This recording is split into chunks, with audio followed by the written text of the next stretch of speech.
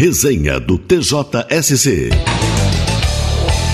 Olá, começamos neste ponto mais uma edição da Resenha da Semana, reunindo as principais notícias que trouxemos aqui, participação da reportagem do TJSC Rádio e também vamos trazer, como sempre, a entrevista da semana. A resenha semanal está no ar.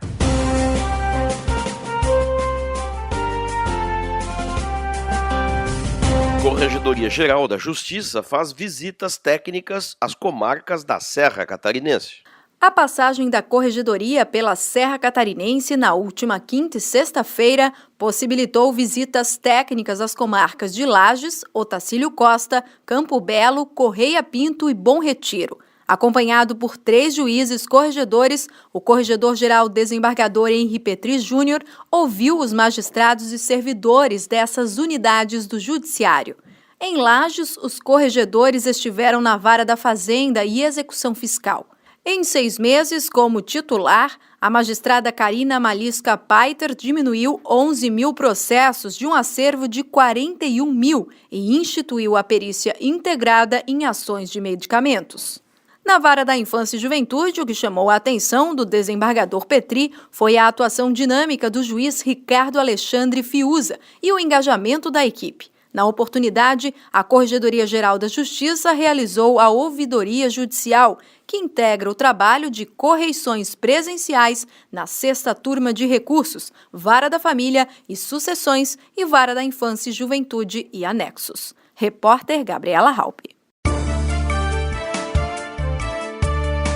Servidora incluída por engano em lista de funcionários fantasmas será indenizada. A 4ª Câmara de Direito Público do TJ confirmou sentença que condenou o município da região do Vale do Itajaí a indenizar por danos morais no valor de R$10 mil servidora pública que teve seu nome divulgado na imprensa como pertencente à lista de funcionários fantasmas da prefeitura onde trabalha.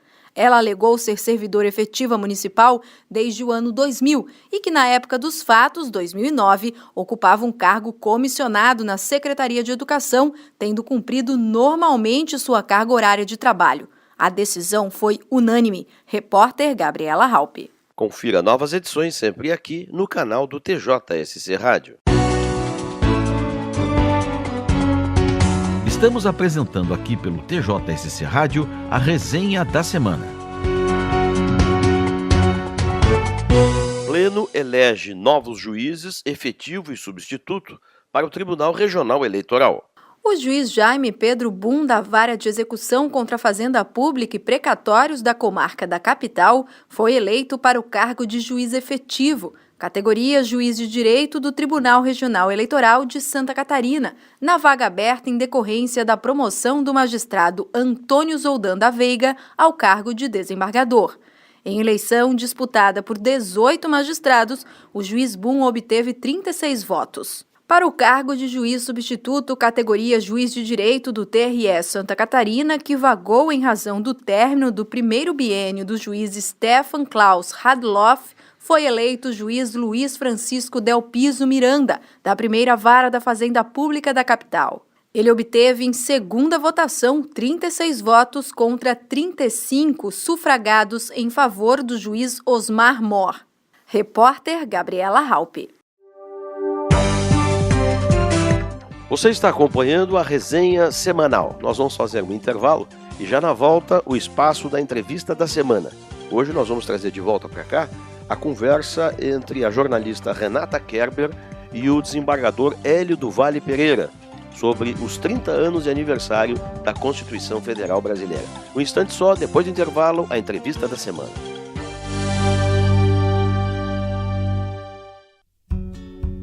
Que tal resolver os seus conflitos na justiça de forma rápida e eficiente? Faça conciliação. É simples e só depende de você. Todo mundo que tem um processo na justiça pode tentar resolver o problema de forma negociada. Basta ir até uma unidade do judiciário mais perto da sua residência e procurar o setor de conciliação. Lá, diga que tem um processo na justiça e quer conciliar. Para mais informações, acesse o endereço eletrônico do Conselho Nacional de Justiça, cnj.jus.br/conciliação. e encontre os locais e contatos dos núcleos de conciliação do seu estado. Entrevista da semana.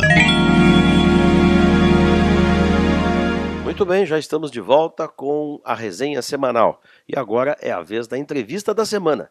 Vamos ouvir o trabalho da jornalista Renata Kerber, que conversou com o desembargador catarinense Hélio do Vale Pereira sobre o aniversário de 30 anos da Constituição Federal.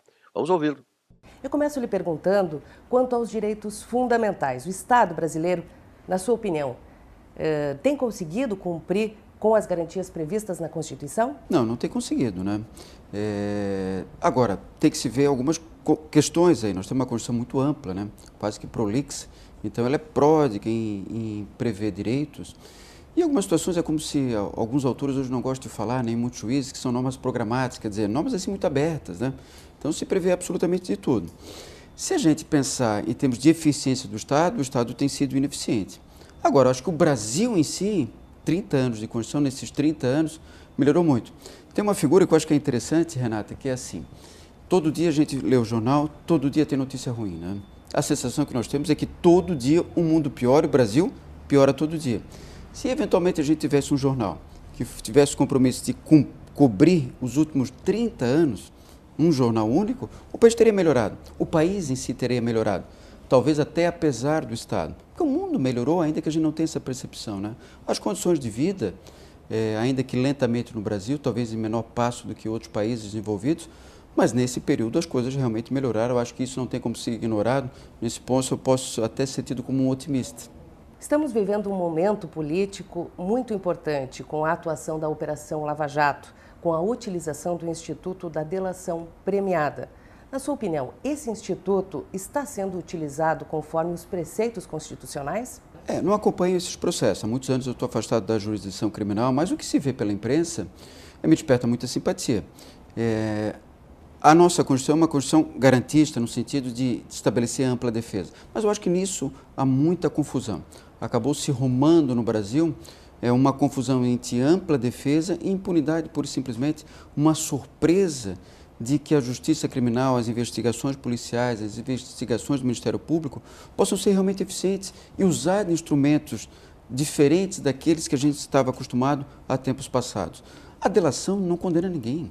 A delação permite uma investigação e, obviamente, com notícias de pessoas que estão inseridas dentro de um contexto de uma organização criminosa.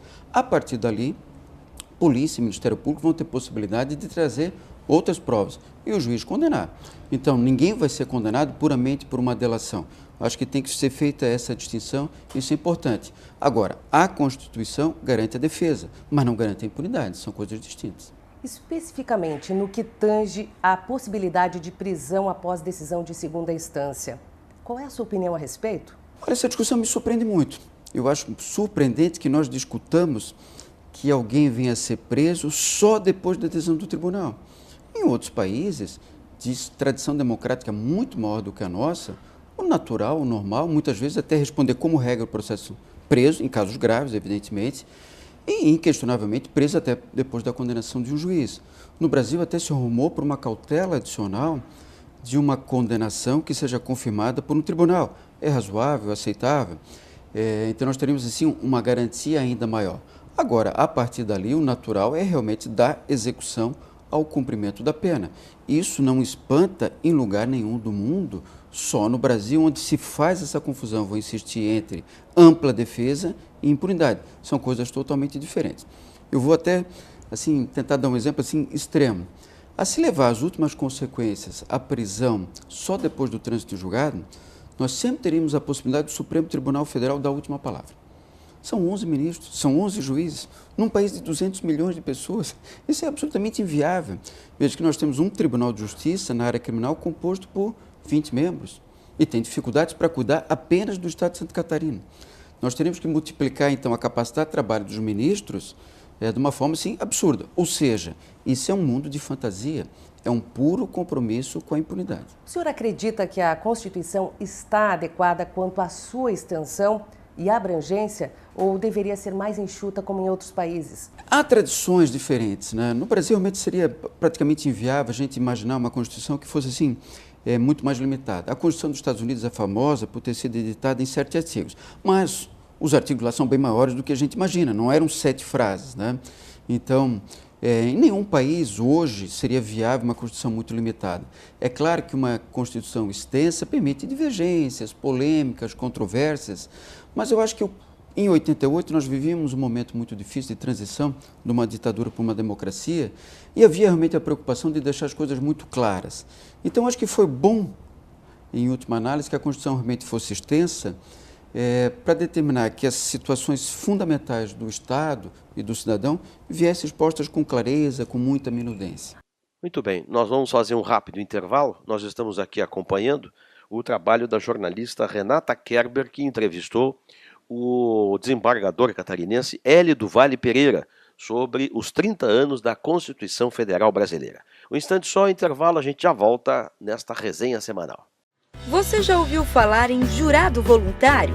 Essa é a denominação usada ao cidadão que se inscreve voluntariamente para participar de um julgamento no tribunal do júri. Os jurados representam a sociedade da qual fazem parte e, dentro de um processo, decidem em nome dos demais. A função do jurado é tomar a decisão com base na lei e na situação de cada processo, de maneira individual.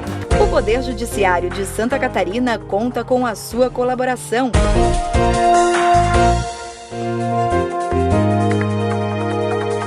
Muito bem, já estamos de volta nesta resenha semanal, ouvindo aqui, trazendo de volta para cá, a entrevista da semana com o desembargador Hélio do Vale Pereira, desembargador do Tribunal de Justiça, que foi entrevistado pela jornalista Renata Kerber sobre os 30 anos da Constituição Federal Brasileira. Vamos continuar ouvindo esta entrevista.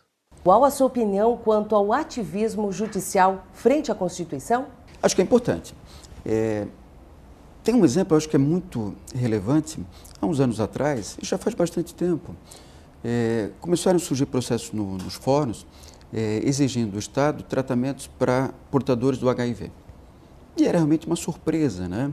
E os juízes, ainda que no primeiro momento timidamente, foram concedendo decisões favoráveis a essas pessoas adoentadas. E hoje o Brasil é padrão mundial de referência no tratamento público para os afetados com HIV.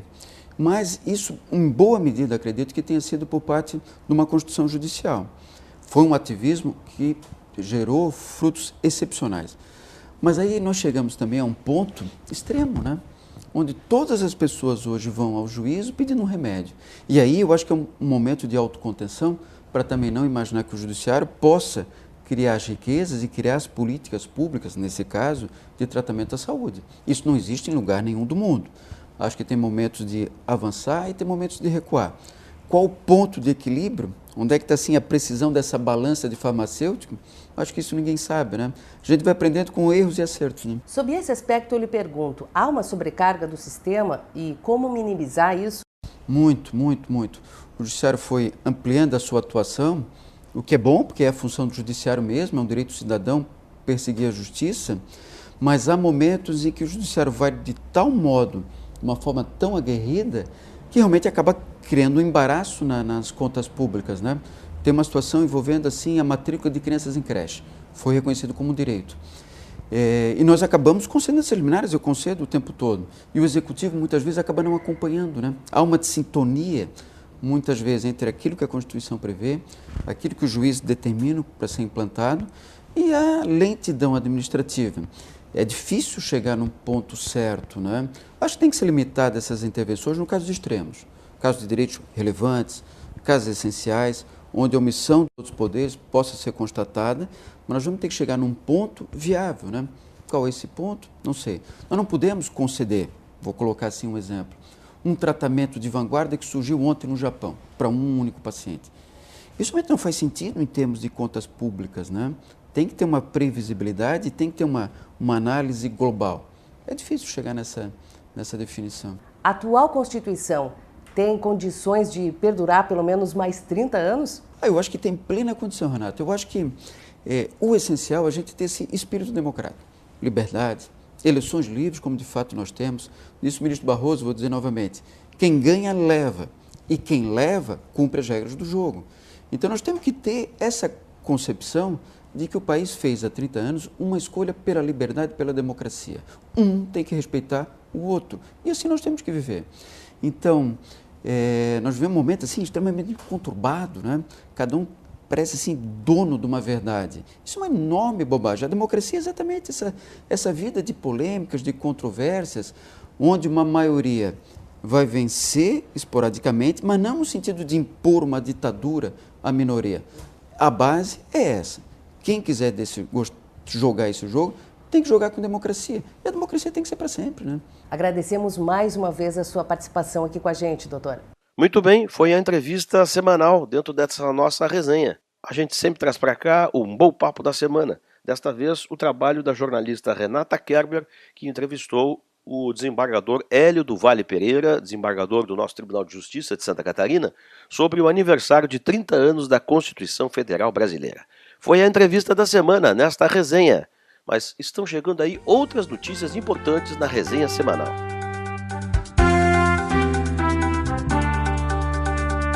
Tribunal de Justiça, Academia Judicial e TRF4 iniciam tratativas para viabilizar curso de mestrado para magistrados. O presidente do Tribunal de Justiça, desembargador Rodrigo Colasso, recebeu a visita do desembargador federal Vitor Luiz dos Santos Laus, diretor da Escola da Magistratura do Tribunal Regional Federal da 4ª Região. Também participou do encontro o diretor executivo da Academia Judicial, desembargador Luiz César Medeiros. Em pauta, a realização de um acordo de cooperação técnica entre as instituições para viabilizar a abertura de vagas do curso de mestrado na Universidade Federal de Santa Catarina a membros da Justiça Federal, nos moldes do que já é oferecido à Justiça Estadual. O diretor da Academia Judicial lembrou que as justiças estadual e federal têm atuado em parceria, como no caso do EPROC, Sistema Informatizado de Tramitação Processual, criada pelo TRF4 e recentemente cedida ao TJ para implementação nas comarcas de todo o estado. Repórter Gabriela Halpe. Comarca de Campos Novos investe verba de conta única no aparelhamento das polícias. O juiz Paulo Eduardo Ergo Fará, titular da Vara Criminal da Comarca de Campos Novos, entregou esta semana 3 viaturas às polícias civil e militar. Os automóveis avaliados em R$ 180 mil foram adquiridos com o dinheiro proveniente da conta única da Vara. O carro entregue à Polícia Civil foi descaracterizado e irá servir para investigação. Os outros 2, destinados à Polícia Militar, serão utilizados em monitoramento repressivo. Em outras ocasiões, a comarca já destinou às polícias locais tablets, vestimentas especiais, armas de choque não letais e 3 fuzis. A conta única é alimentada principalmente com as verbas de transação penal e suspensão condicional do processo, concedidos nessa comarca. Repórter Gabriela Halpe.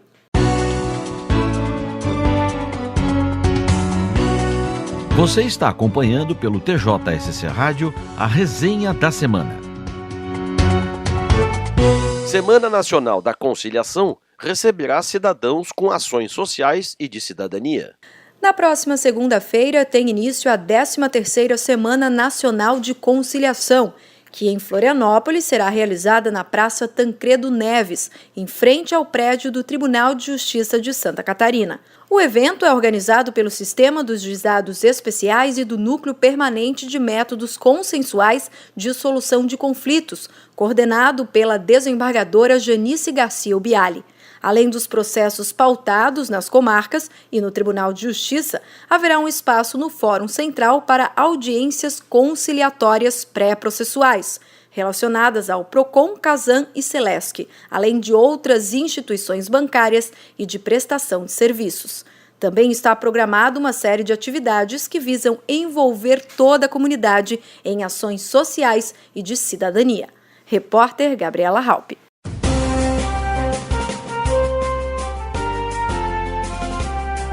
Ok, terminamos aqui mais uma edição da resenha da semana do TJSC Rádio. Apresentação de Marcelo Fernandes Corrêa, com a participação da repórter Gabriela Halpe. Textos e supervisão da Assessoria de Imprensa do Tribunal de Justiça de Santa Catarina. Na semana que vem, mais notícias, mais destaques e, como sempre, a entrevista da semana. Voltamos numa próxima. Até lá.